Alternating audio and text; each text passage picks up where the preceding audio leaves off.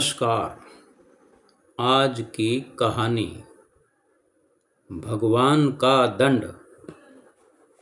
गया जी के आकाश गंगा पहाड़ पर एक श्री परमहंस जी वास करते थे, रहते थे। एक दिन उन्हीं श्री परमहंस जी के शिष्य ने एकादशी के दिन निर्जला उपवास करके द्वादशी के दिन सुबह उठकर फल्गु नदी में स्नान किया। विष्णु पद का दर्शन करने में उन्हें थोड़ा विलंब हो गया। वे साथ में एक गोपाल जी को सर्वदा अपने रखते थे, साथ में रखते थे। द्वादशी के पारण का समय बीतता जा रहा था। देखकर वे अधीर हो गए और जल्दी ही एक हलवाई की दुकान में जाकर उन्होंने दुकानदार से कहा, पारण का समय निकला जा रहा है, मुझे कुछ मिठाई दे दो। गोपाल जी को भोग लगाकर मैं थोड़ा जल ग्रहण करूंगा। लेकिन दुकानदार उनकी बात सुनकर भी अनसुनी कर देता है। साधु के श्री परमहंस के शिष्य ने, जो साधु है, 3-4 बार मांगने पर भी ना हाँ ना कुछ भी उत्तर न मिलने से दुखी होकर एक बतासा लेने के लिए जैसे ही उसने हाथ बढ़ाया बतासा उठाने के लिए, तो इस प्रकार बतासा उठाते हुए देख दुकानदार और उसके पुत्र ने उस साधु की खूब पिटाई कर डाली। निर्जला उपवास के कारण साधु तो पहले ही दुर्बल थे। इस प्रकार के प्रहार से वे सीधे गिर पड़े। रास चलते लोगों ने बहुत प्रयास करके साधु की जान बचाई, लेकिन साधु ने दुकानदार से एक शब्द भी नहीं कहा। ऊपर की ओर देखकर, आसमान की ओर देखकर थोड़ा हंसते हुए प्रणाम करके कहा, भली रे दयालु गुरुजी, तेरी लीला। केवल इतना कहकर साधु पहाड़ की ओर चले गए। गुरुदेव परमहंस जी पहाड़ पर ध्यान मगन बैठे हुए थे। एकाएक चौंक उठे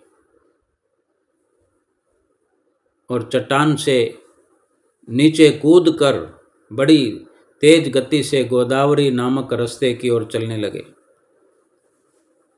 रास्ते में शिष्य को देखकर परमहंस जी ने कहा, क्यों रे, क्या किया तुमने? अरे बताओ बच्चे, तुमने क्या किया?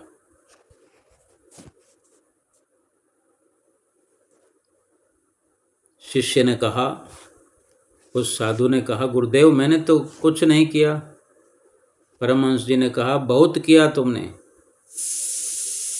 बहुत बुरा काम किया। और वो ये किया कि तुमने सब कुछ राम जी के ऊपर छोड़ दिया। अब जाकर देखो, राम जी ने उस मिठाई की दुकान वाले पुत्र और पिता का क्या हाल किया है। तुमने जो राम जी पर छोड़ दिया और तुमने कुछ बुरा भला उनको नहीं कहा, पूरा का पूरा तुमने राम जी को छोड़ दिया। और राम जी तो फिर जो दंड देते हैं फिर जाकर देख लो। इतना कहकर अपने शिष्य को लेकर वहीं हलवाई की दुकान पर परमहंस जी जा पहुँचे। उन्होंने देखा हलवाई का तो सर्वनाश हो गया है। साधु को पीटने के बाद लकड़ी लेने के लिए हलवाई का लड़का जैसे ही कोठरी में घुसा, उसी समय एक काले नाग ने उसे डस लिया। और हलवाई घी गरम कर रहा था तो सांप से डस लेने पर अपने मरे हुए पुत्र को देखने दौड़ा और चूल्हा जलता हुआ यूं ही छोड़ दिया। चूल्हे पर रखा हुआ जो घी था, गर्म होते होते घी में ही आग लग गई और घास फूस की छत थी, आग पकड़ गई। देखते देखते सब कुछ धूं धूं करके जल गया। परमहंस जी ने देखा लड़का रास्ते पर मृत पड़ा है, दुकान धूं धूं करके जल रही है, रास्ते के लोग हाहाकार कर रहे हैं। बड़ा भयानक दृश्य था। परमहंस जी शिष्य को लेकर पहाड़ पर वापस आ गए। शिष्य को फटकार लगाई, कहा कि बिना अपराध के कोई अत्याचार करता है तो क्रोध ना भी आता हो तुम्हें तो कम से कम एक आध गाली तुम दे देते। ऐसा करने से उन पर इतना दंड भगवान नहीं बरसाते, कम कर देते। तुमने कुछ ना करके उनको इतना दंड का भागीदार बना दिया।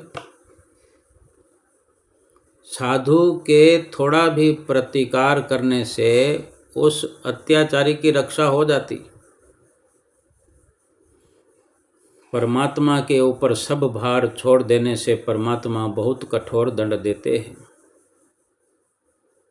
भगवान का दंड बड़ा ही भयानक है, बड़ा भयावह है।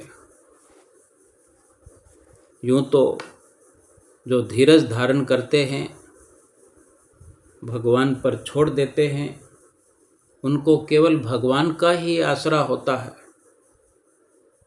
फिर भगवान जाने, जैसे चाहें उसका, अपने शिष्य का, अपने भक्त का साथ दें। उसकी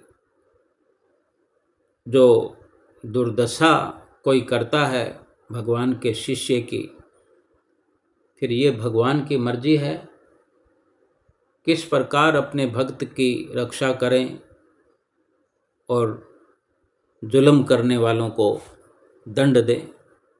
नमस्कार।